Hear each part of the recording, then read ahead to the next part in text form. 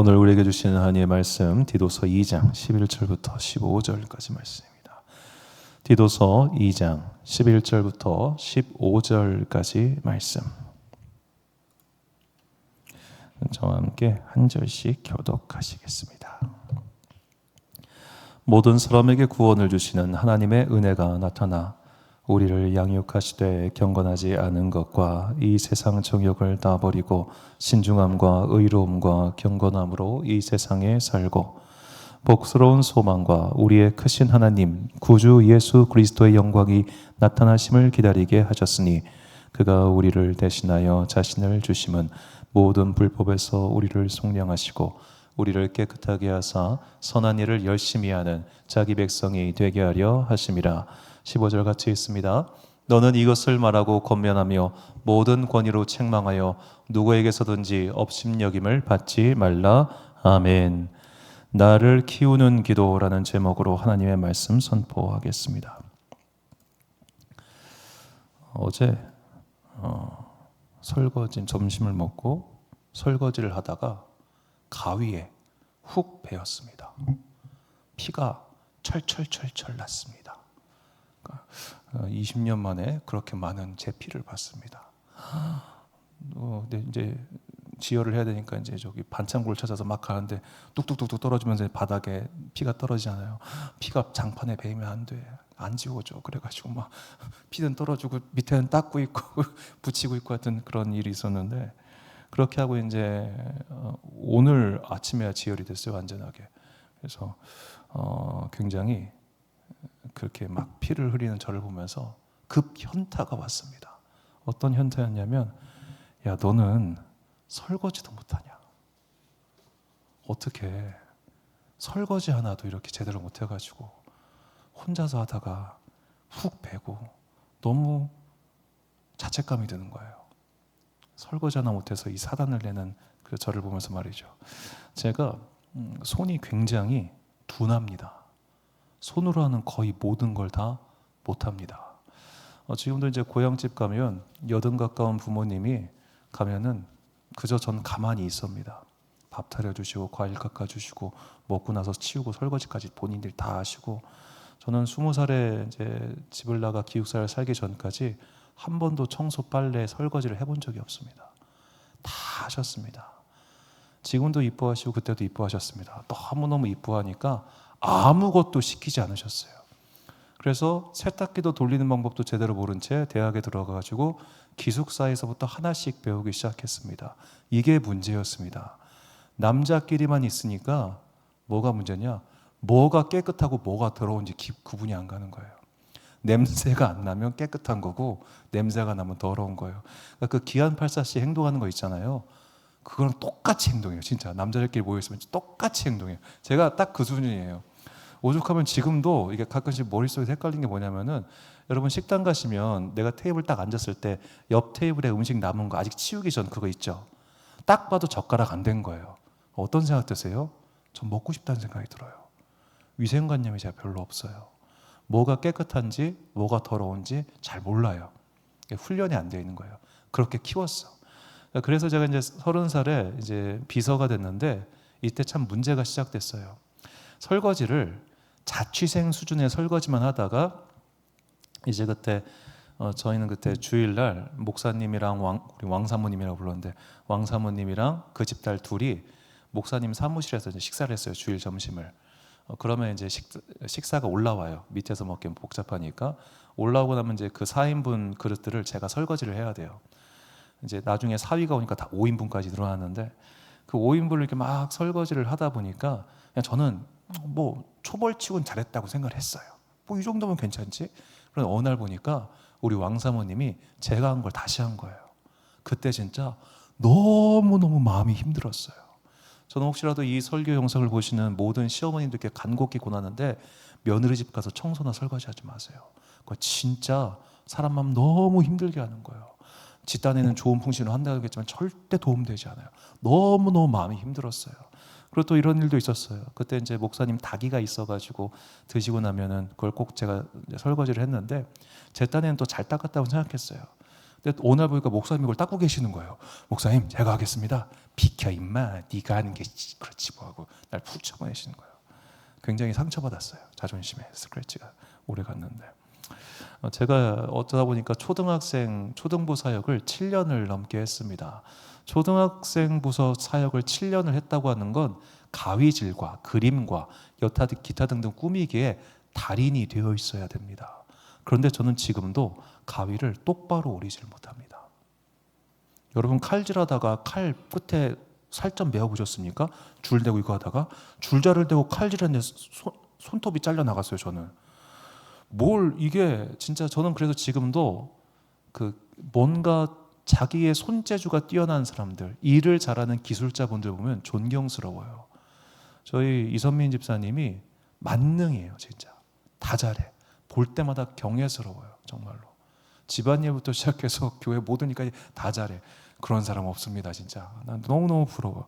보다 보면 그래서 열등감 사실 많이 느끼는데, 개척하고 나니까 뭐 하나 이렇게 제대로 딱 야물딱지게 못하는 제 모습을 너무 많이 봐요. 여러분, 교회 곳곳 보세요. 야물딱지지 못한 모습들이 너무 많이 보일 겁니다. 뭘 해도 나름대로 최선을 다했는데, 나름 뭐 청소도 신경 써도 깨끗하게 한다고 하는데 보면은 꼭 야물딱지지 못한 구석들이 있어가지고 한 번씩 손이 더 가더라고요. 왜 그런가 곰곰이 생각해 보니까 역시 이제 원인은 남 탓학인데, 저희 어머니 아버지가 저를 이렇게 키웠어요. 그냥 둥갸둥갸하고 키웠어요. 둥갸둥갸. 우이구 우리 예쁜 아들, 우이구 우리 예쁜 아들, 우이구 우리 예쁜 아들. 지금도 집에 갔다 오면 우리 예쁜 아들이에요. 뭐가 예쁘다고 40 중반 먹은 아들이 지금도 우리 예쁜 아들이에요. 감사하죠. 그렇게 그냥 무조건적인 무한적인 사랑을 받고 큰다는 건 감사하고 기쁜 일이죠. 그런데 자식 이렇게 키우면 안 돼. 이렇게 키우면 나가서 지가 지할 일을 못해. 이런 묵상을 하면서 성경 말씀에 기가 막힌 말씀이 있더라고요. 잠언 29장 21절을 보니까 종을 어렸을 때부터 곱게 양육하면 그가 나중에는 자식인 채 하리라. 어렸을 때 너무 곱게 양육하면 얘가 버르장머리도 없고 무엇보다 지가 뭘 해야 되는지도 몰라요. 그러니까 뭘 해야 되냐? 어렵지만 가르쳐야 될 거는 가르쳐야 되더라고요. 힘들지만 얘랑 비록 갈등을 일으키고 여러 가지 좀 어려운 일이 있더라도 이거 해 저거 해 지시해가지고 어느 정도 인간은 좀 만들어 놔야 돼요. 최소한의 위생관념과 빨래는 하고 나면 이렇게 개는 것 정도는 알아서 줘야 돼요. 전 지금도 사실 옷 갤 줄 몰라요. 자, 이런 관점에서 이 유대인 부모의 교육 철학, 우리가 되게 많이 들어본 말인데 이 말이 새롭게 생각났습니다. 유대인 부모는 물고기를 잡아주는 것이 아니라 물고기 잡는 법을 가르쳐준다. 이 말씀 많이 들어보셨죠? 자, 물고기를 잡아주는 것과 물고기 잡는 법을 가르쳐주는 것, 둘 중에 어느 게 더 힘들겠습니까? 물고기 잡는 걸 가르쳐주는 게 훨씬 힘듭니다. 물고기를 잡아주는 거, 엄마, 아빠 나 생선 먹고 싶어. 그래 생선 사줄게. 이거는 쉬워요. 돈만 있으면 돼요. 그런데 그래 좋아. 그럼 내가 너에게 생선 잡는 법을 가르쳐줄게. 혹은 야 이번에 갈치값이 1kg당 얼마니까 너한테 1kg당 얼마 되는 돈을 버는 방법을 가르쳐줄게. 이러면 그때부터 피곤한 거예요. 하나하나 가르쳐줘야 되잖아요. 다시 예를 들어서 자식이 먹고 남긴 음식 설거지 해주는 건 쉬워요. 그런데 얘를 붙들고 자 봐봐 이렇게 해가지고 닦어 남았지 닦어 이거는 어려워요. 가르치는 건 쉽지 않아요. 해주는 건 쉬워요. 자, 우리는 어쩌면 하나님께서 우리를 이런 식으로 사랑하기를 바라는 건지도 모르겠어요. 다 해줬으면 좋겠어. 다 해줬으면. 하나님께서 내 앞에 있는 이 문제도 해결해 주시고 하나님께서 이 인간도 해결해 주시고 하나님께서 저 인간 마음도 바꿔주시고 하나님께서 요것 다 알아서 해주시기를 바라는 마음이 우리에게 있지 않은가요? 알아서 다 해주셨으면 너무너무 좋겠어. 나는 그냥 가만히 앉아서 마치 제가 지금 집에서 대접받듯이 가만히 앉아서 과일 먹고 가만히 앉아서 갖다주는 반찬에 밥 먹고 그리고 와서 딱 숟가락 내려놓으면 알아서 갖고 가서 싱크대에 넣어주시고 설거지까지 해주시고 청소까지 다 해주시는 그런 자동을 바라냐고요. 우리가 하나님께 이런 모습을 바라고 기도하고 있는 것은 아닙니까? 자, 하나님은 우리를 그렇게 키우지 않으십니다. 하나님은 우리에게 물고기 잡는 법을 가르쳐 주십니다. 바꿔 말하면 하나님은 우리가 그저 매일매일 엄마 아빠 찾아와가지고 나 못해 해줘, 나 못해 해줘 이렇게 징징거리는 아이가 아니라 자기의 할 일을 자기가 스스로 할 수 있게 만드는 그런 성인으로 우리를 양육하십니다. 자, 오늘 본문 11절과 12절 말씀 보니까 모든 사람에게 구원을 주시는 하나님의 은혜가 나타나 우리를 양육하시되 경건하지 않은 것과 이 세상 정욕을 다 버리고 신중함과 의로움과 경건함으로 이 세상에 살고. 자, 여기서 양육하다라고 번역한 헬라어가 중요합니다. 이 말은 파이듀오라는 말인데 이 말의 뜻은 가르치다라는 말이 있지만 사실 징계하다, 채찍질하다가 훨씬 더 많이 나옵니다. 그래서 이 파이디오를 우리말 신약 성경에서는 가르치다라고 하는 건 2번인가 3번밖에 안 나와요. 나머진 전부 다 징계하답니다. 자, 그래서 대표적인 성경 구절이 히브리서 12장 6절부터 8절까지입니다. 저기서 징계라는 단어가 전부 다 파이디오예요.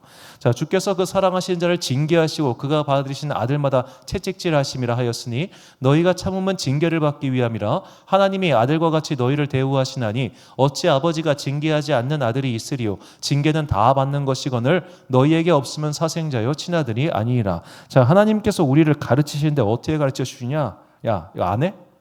일로 와. 야, 너 이거 안 해? 일로 와. 하고 혼내고 때리신다는 거예요. 혼내고 때리신다. 자, 모든 부모가 다 그럴 것 같아요. 자식한테 싫은 소리 하고 싶은 부모가 어디 있겠어요. 그리고 얘가 좀 크면은 커서 말 안 들으면 부모도 얘랑 굳이 싸워가면서까지 그 행동을 교정해주고 싶지 않아요. 그래, 너 알아서 해라. 이제는 나도 귀찮다. 엄마도 이제 지쳤어. 그러니까 그 형을 내비둬요. 내비둬. 자, 그렇게 내비두는데 하나님은 우리를 안 내비둬요. 문제는 여기서 발생해요. 힘들어. 우리를 안 내버려 두시다 보니까 내 인생에 징계를 주세요. 파이디오, 나를 양육하시는데 그냥 둥기둥기 예쁘다 예쁘다 우리 아들, 예쁘다 예쁘다 우리 딸 이렇게 키우시는 게 아니라 너 일로 와, 이거 해, 너 일로 와, 저거 해, 너 이거 그거 고쳐, 지난번에 아빠가 말했지, 고쳐. 이런 식으로 엄하게 징계하시고 엄하게 지적하신다는 겁니다. 자, 이게 하나님의 사랑법, 하나님께서 우리를 키우시는 방법입니다. 우리의 기대와는 다르겠죠. 자, 뭐 요즘 날 이제 스포츠 스타 같은 경우 더 이상 학교에서 코치가 키울 수가 없다고 합니다. 강하게 키우면, 지난번에 이제 그 손흥민 선수 아버지 송은정 코치도 비슷한 일이 있었잖아요. 강하게 키우면 부모들이 난리가 나요. 그러니까 학대다 해가지고. 그러다 보니까 엘리트 교육은 누가 시킬 수밖에 없냐? 아빠가 시킬 수밖에 없어요. 아버지가. 류현진 선수도 그랬고요. 뭐 다들 아버지가 애들 총대를 메고 그냥 그 눈에 막 이렇게 해야지만 애들이 해. 김연아도 대표적인 사람이죠. 김연아 씨가 엄마가 얼마나 미웠겠어요. 힘들고 피곤하고. 자, 그런데 그걸 해내니까 여튼 세계적인 선수가 되는 거잖아요. 그 지난한 갈등의 과정을 하나님께서 지금 하신다는 겁니다. 얼마나 집요하게 우리를 사람 만들려고 그 징글징글한 우리를 사람 만들려고 하나님께서 우리를 쫓아다니시면서 야, 너 그거 안 고쳐? 너 그거 빨리 이거 안 치워? 너 이거 빨리 안 해? 맨날 잔소리를 하는 거예요. 그러면 애 마음속에서도 분노가 일어나잖아요. 엄마는 맨날 나한테 잔소리만 해. 나 엄마 너무 피곤해. 막 짜증나. 그리고 막 중학생 때 되면 이제 대판 싸우는 거지. 막 엄마가 죽나 내가 죽나 막 소리 지르고 싸우고. 그런데 하나님이라고 하는 어머니는 조금 요즘 이산 때문에 좀 걱정되긴 하지만 여튼 우리 부모님이신 하나님은 그 싸움에서 지는 법이 없으세요. 너 엄마가 질 것 같냐? 네 행동 고치기 전까지 엄마는 절대 안 줘. 아빠가 질 것 같냐? 절대 안 지고 계속해서 보신다는 거예요. 자, 양육자에게 굉장히 중요한 조건이 있습니다. 양육하는 사람은 지켜보고 있어야 됩니다. 그렇죠? 자, 우리가 그 교정시설이라고 하죠. 교도소, 그런 데를 교정.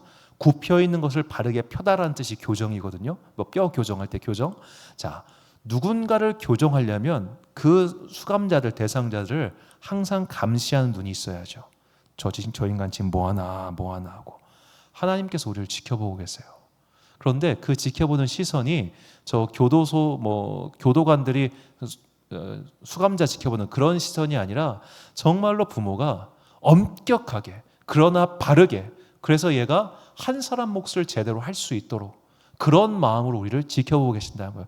얘 이대로 크면은 나중에 막 설거지도 못하고 청소도 못하고 얘 이거 안 돼.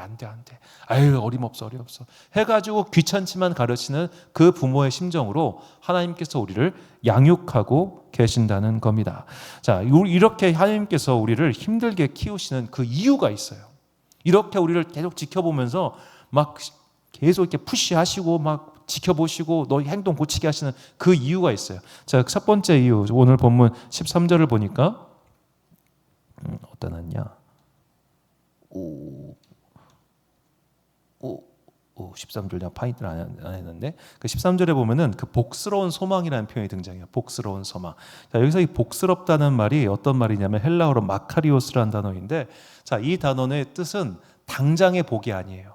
먼 미래에 마지막에 이루어질 복을 말합니다. 그 13절에 나오는 복은, 그래서 대표적인 말씀이 이 팔복에 대한 말씀이에요. 자, 하나님께서 우리를 이렇게 힘겹게 양육하시는 이유는 뭐냐면은 이렇게 힘겹게 만들어 놓지 않으면 마지막에 오는 저 약속의 상을 못 받아요. 중간에 포기해버리기 때문이에요.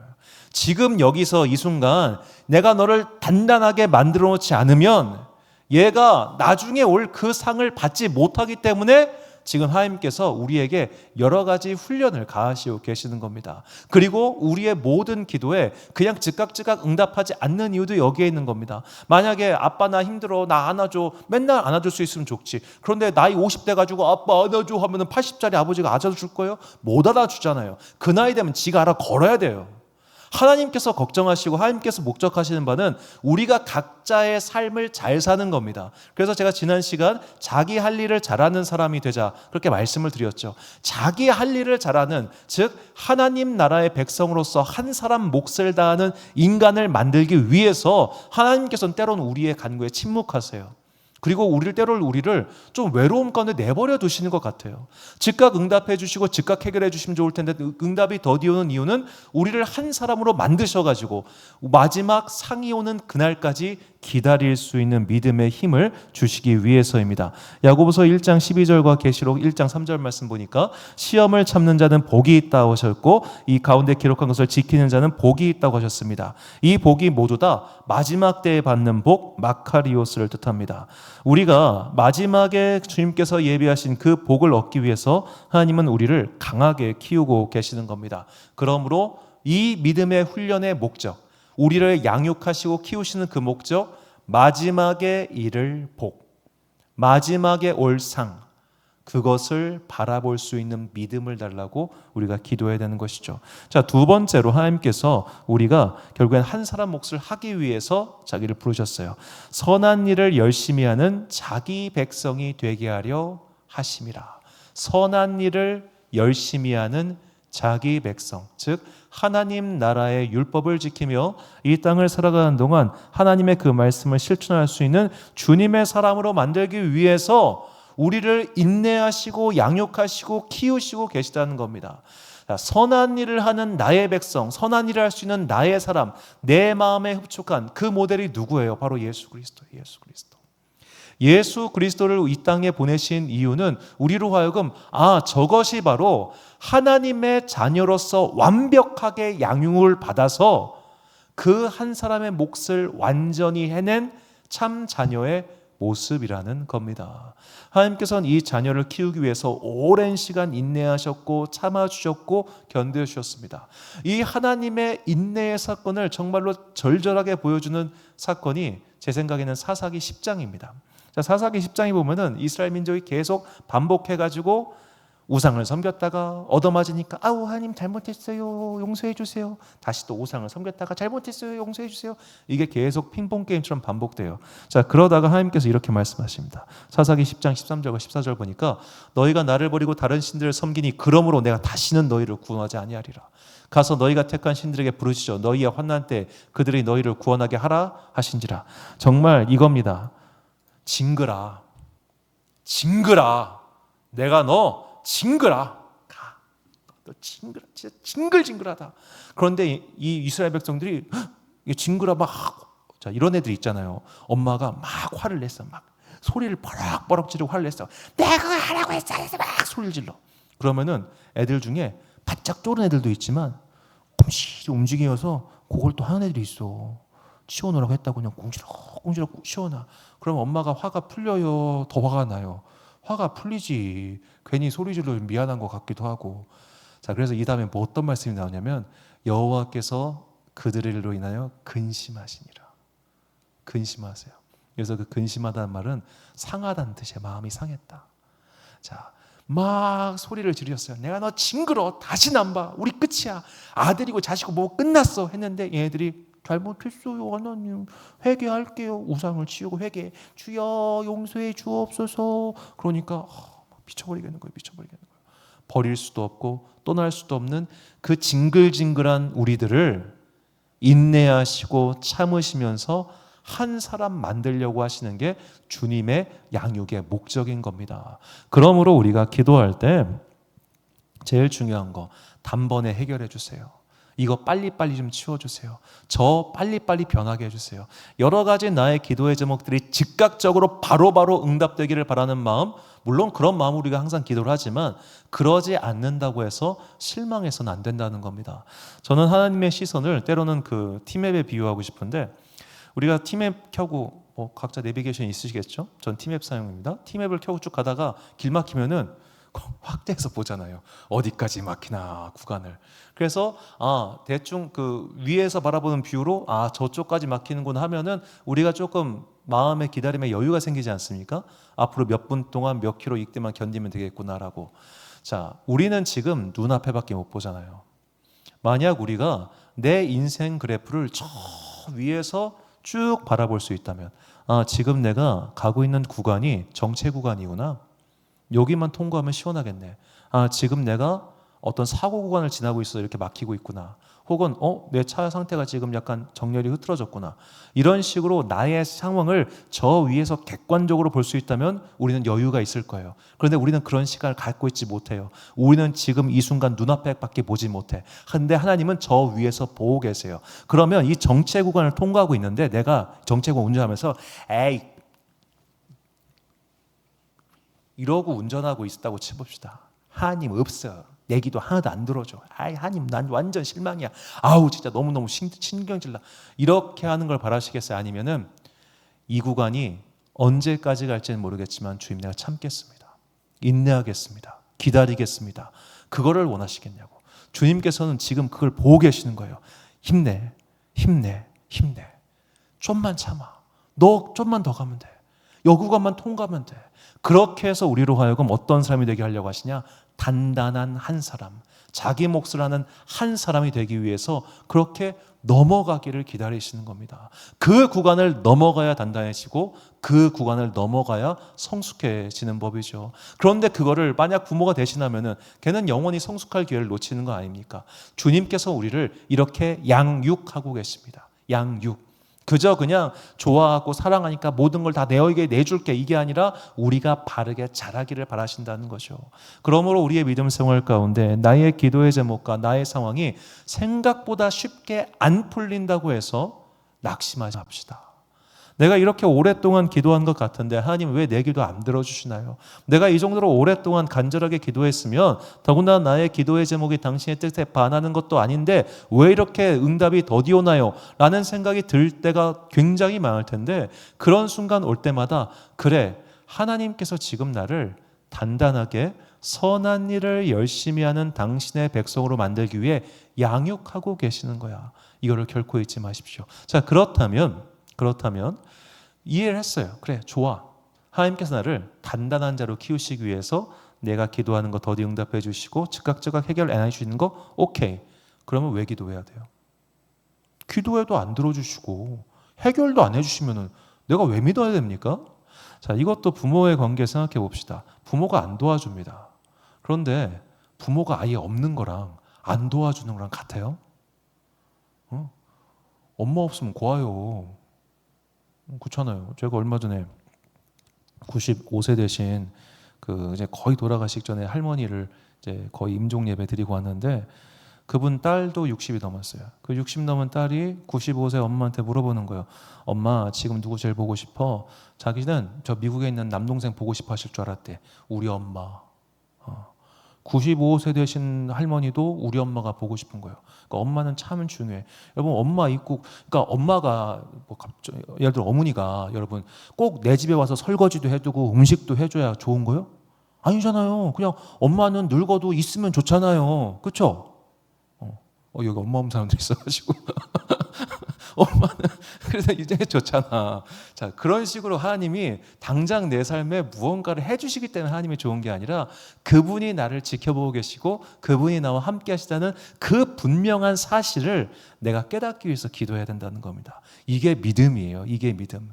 그래서 주께 나아가는 반드시 그가 계신 것과 그가 자기를 찾는 자들에게 상 주시는 이심을 믿어야 할지니라고 성경이 계속 이야기하는 이유가 바로 여기에 있는 겁니다. 그분이 계시기 때문에, 나의 등 뒤에서 나와 함께 나의 일들을 지켜보고 계시기 때문에, 그리고 정말로 내가 완전히 진짜 이거 못해, 더 이상 완전 못해, 진짜 못해 라고 할 때 나에게 힘 주시는 이심을 믿기 때문에 우리가 기도하는 겁니다. 당장의 문제 해결이 있어서가 아니라 그분이 계시다고 하는 것을 내가 굳건히 믿을 수 있도록, 그래서 우리가 이런 기도를 평생 해야 되는 것이죠. 이런 연단을 통과한 이후에, 양육의 시간을 통과한 이후에 우리는 비로소 하나님 앞에 선 한 바른 사람으로서 주를 기쁘시게 하는 자가 될 것을 믿습니다. 결단의 말씀 베드로전서 4장 12절과 13절 말씀을 우리가 찬목소리로 봉독하겠습니다. 시작. 사랑하는 자들아, 너희를 연단하려고 오는 불시험을 이상한 일 당하는 것 같이 이상히 여기지 말고 오히려 너희가 그리스도의 고난에 참여하는 것으로 즐거워하라. 이는 그의 영광을 나타내실 때에 너희로 즐거워하고 기뻐하게 하려 함이라. 아멘. 사랑하는 지혜의 빛 광성교회 성도 여러분, 그리고 이 금요일 저녁 함께 깨우고 계신 귀한 주님의 자녀 여러분, 기도해도 변화가 없고 기도해도 응답이 없다는 생각이 들 때 다시 한번 깨달으시기 바랍니다. 하나님께서 그 응답을 당장 주지 않으시는 이유는 우리를 양육해서 바르게 키우고자 하심입니다. 우리의 기도의 항상 궁극적인 목적은 하나님의 살아계신 것을 믿으며 그분께서 자기를 찾는 자들에게 복 주시는 이심을 믿기 위해서입니다. 그래서 우리의 기도는 항상 믿음을 위한 기도입니다. 주여 나에게 성령의 기름을 부으사 내가 믿음을 갖고 살게 하여 주옵소서. 주여 나에게 은혜를 내려주사 내가 하나님의 살아계심과 그분께 기도하고 그분께 항상 붙들려 있는 자들에게 종국에는 반드시 상 주신다는 것을, 복 주신다는 것을 믿게 하여 주옵소서. 내가 보지도 않았고 약속받은 것도 아니며 무언가 증표를 받은 것도 아님에도 불구하고 확실히 믿을 수 있는 것은 바로 성령님께서 우리의 영혼 가운데 그 약속의 증표를 새겨주셨기 때문입니다. 그러므로 항상 기도함으로 말미암아 이 믿음의 상을 바라보고 각자의 삶의 자리에서 그 부르심의 열매를 취하는 여러분과 제가 되시기를 주의 이름으로 축원합니다. 우리 함께 찬양. 하나님의 부르심에는 후회하심이 없는